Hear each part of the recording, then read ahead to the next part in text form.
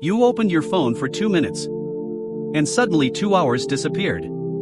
But ask yourself, what did your heart gain? The modern world steals attention. Scroll. Swipe. Refresh. Repeat.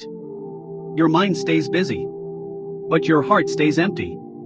Allah says in Quran, واذكر ربك في نفسك تضرعا وخيفة.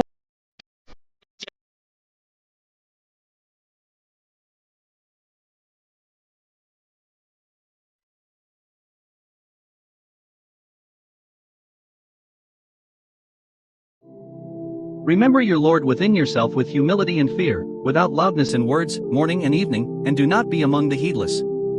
Allah didn't command long speeches. He commanded remembering Him quietly. Just a simple Subhanallah. A soft Alhamdulillah. A whispered Astaghfirullah. Dhikr is not extra worship. It is protection for the heart. Because a heart constantly distracted slowly becomes a heart disconnected. The phone feeds your eyes. Dhikr feeds your soul. And the heart you nourish today is the heart that will stand firm tomorrow. Comment, Subhanallah. Save this as your reminder before sleeping. Follow for daily Quran reminders for modern life.